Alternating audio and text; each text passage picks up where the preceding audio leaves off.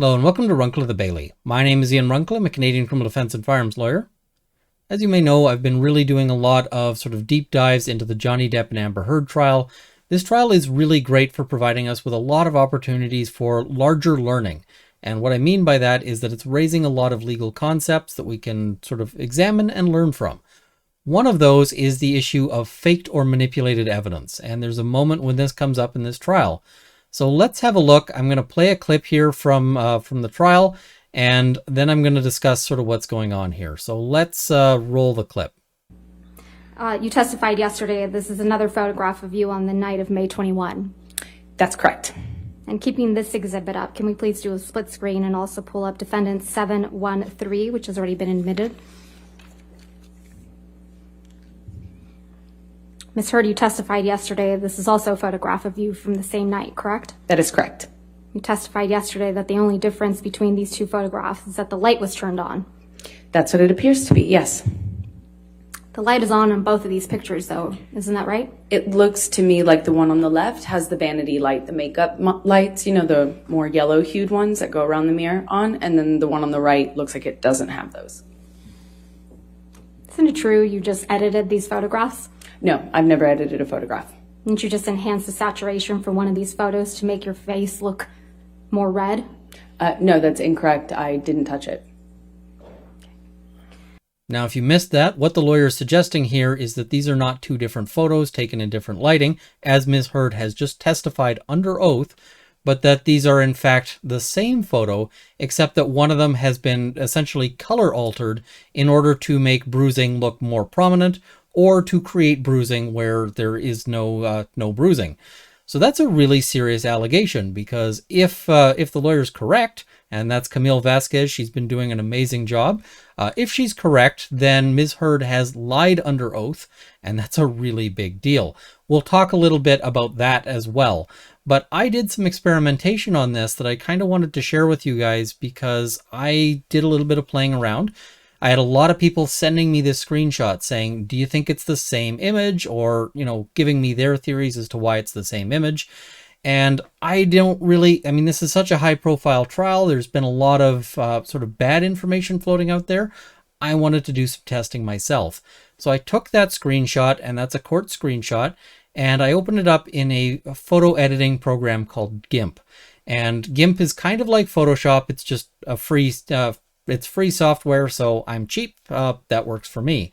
Now, when I say I'm doing some photo editing, I'm going to tell you exactly what I did with this image, because I want to make clear that I wasn't tinkering with it other than as I sort of noted. So the first thing I did here is I took that screenshot and I cut out one of those images, and I put it on its own layer. And so GIMP actually allows you to work with multiple layers, so you can edit part of the image and not others. That's kind of important here because it lets me play around in some useful ways. I then went and took that and set it to about 50% opacity, that new layer. And what that means is that it's about 50% transparent. You can now see through it. And I moved it over and tried to sort of match it up. Now, it didn't quite match up, and I thought, okay, maybe they are different images. But what I noticed is that the size of the toolbars were not matching. And so that suggested that maybe there was some display issue where one image was being displayed a little smaller than the other. So using that as a guide, I actually then stretched the one layer, and I did so preserving the aspect ratio, which means that the height and the width stay the same sort of relative distance from each other. So I'm not distorting the image. I'm not changing how it looks other than to make it bigger. And so I made it larger until those toolbars seemed to be about the same size. And then I adjusted it just to get it right sort of over top, or at least fairly close. And what I noticed is that it's actually really close. So I want to show you a few images here. So, and I'll sort of describe them as we go. So this is the first image, and this is at 0% opacity for that second layer. So what that means is that you can't see that second layer at all. All you're seeing here is just the one picture. Okay, now let's look at 100% opacity. So now we're just a layer in the same place. And you can tell me if you think that, you know, you see that they're the same thing if that's what that looks like to you. All right, so now what I'm going to do is I'm going to show you an image that's at the 50% opacity. So you're actually seeing both images kind of overlaid on top of each other. Yeah, those look like the same image to me. And so she's saying, listen, this is, I didn't do any manipulation. I just, this was just a matter of, different lighting, and that's it. So I wanted to talk a little bit about the plausibility of that. And there's a few things here. One, when you look at her hair, there's a number of sort of stray strands of hair. And so particularly if you look at the sort of left top corner there, you can see some sort of floating strands. Now, if you watch this video, you will see my hair move in, if you looked at the beginning to the end, my hair is not going to be in the same place. Those little wispy strands of hair are, of course, very vulnerable to wind. And if she's getting up and moving to adjust the lighting and to change, and turn the lighting on and off, well, she's going to end up moving. The other thing is that these are exactly the same, like just dead on exact. And I want to talk about just how difficult that would be, because human beings, as much as you might think, hey, I can stand still, we're actually really bad at it.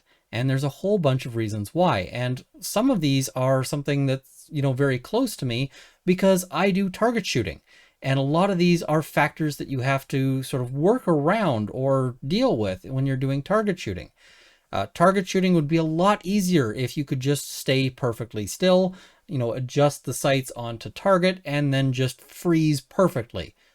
But you can't do that. Human beings are constantly in motion so long as you're alive. Your heart beats, and that causes you to move.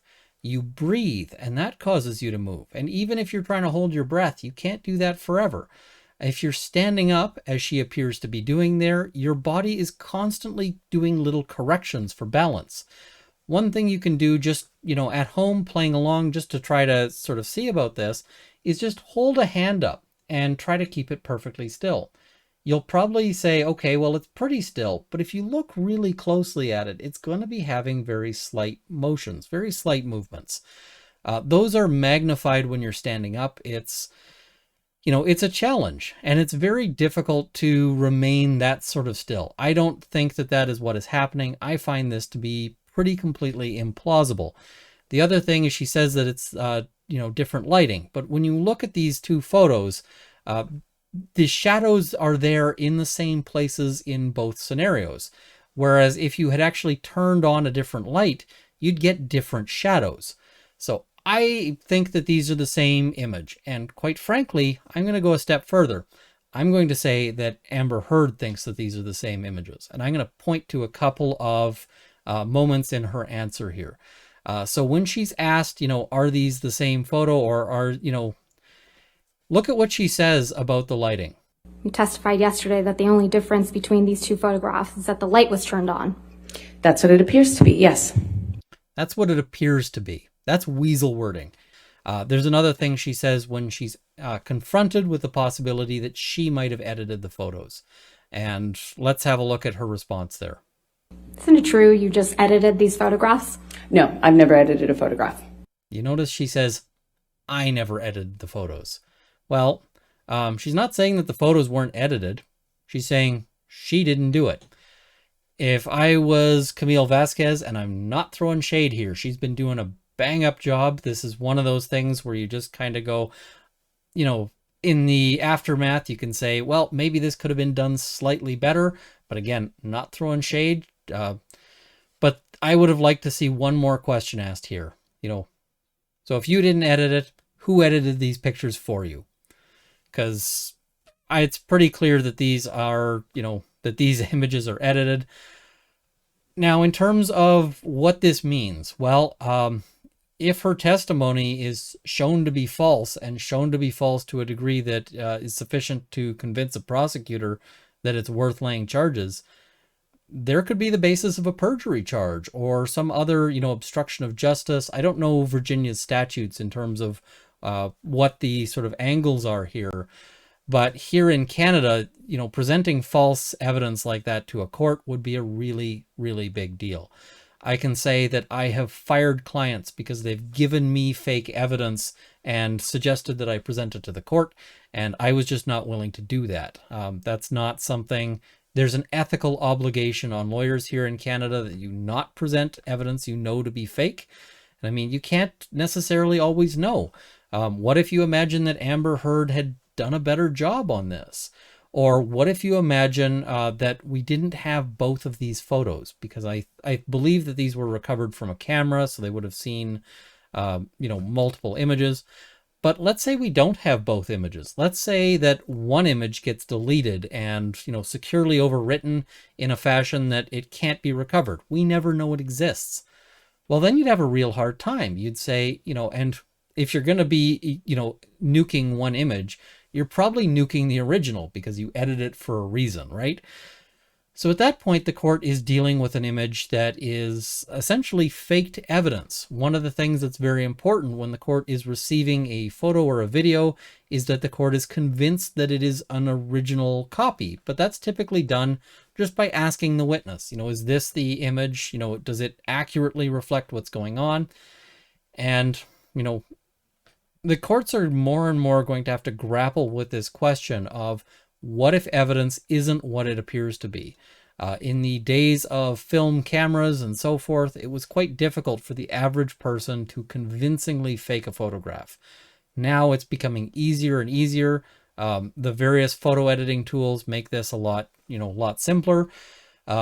Even, the techniques that I was using here to look at the image and to determine that they're the same image, well, that same software can be used to do a lot of tinkering. So this is something that the courts are more and more going to have to grapple with. It is a big issue because we rely a lot on video and photo evidence in order to determine what's going on with a particular claim. If somebody says, I was robbed, and here is the video surveillance evidence to establish that, well, we kind of think, that is very compelling evidence. But we might be looking at, possibilities where that evidence might be faked. Deep fakes are becoming more and more of a potential issue in the courts, where it could be that an image or a video is not actually at all what it says to be, and is just completely compiled by actors. You could see, for instance, images of, the scene of a traffic accident, where you might, for instance, somebody might move a vehicle just a little bit, or go in and edit the color of a traffic light. Could you imagine if you've got a video that shows, and this is your dash cam, and it shows you breezing through a red light, and then you get smacked, right? That's pretty compelling evidence that you are at fault. But it's your dash cam, and so, you have control over that. It's very, somebody may, and, nobody should do this. If they do, I hope they get caught, and I hope they get, properly punished for it. But we can imagine these difficulties that somebody might go through and edit that dash cam footage to just change that red to green. And now it looks like you were proceeding through the intersection on the green light, and, this malefactor, this wrongdoer, has now crashed through what must have been a red light because you have the green light, and so that person is at fault. This is going to be sort of entering into a difficult kind of world here in terms of dealing with these things.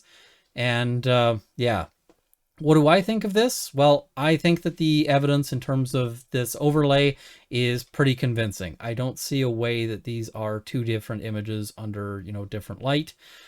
It looks to me like these are the same image, as Camille Vasquez was suggesting. So make of that what you will. And the other problem is that once somebody starts telling things in court, saying things that are not accurate in court, ultimately, the question comes up of how much weight should we put on the rest of their testimony?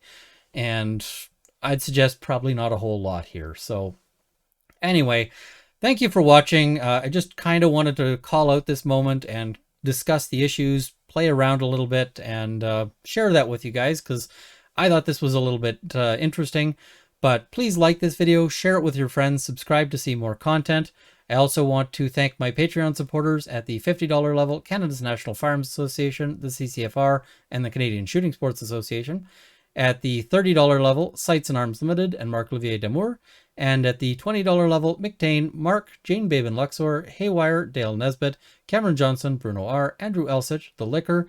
And I also want to thank everyone at the $10 level who will be in the crawl immediately following.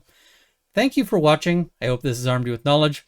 And I'm going to be back in Virginia in order to cover the rest of the... I want to see the closing arguments is the really big thing there. So assuming I make it in, which is difficult, there's 100 people and it's going to be a real popular day. But stay tuned. I will have some thoughts on the jury after that. So once again, see you next time.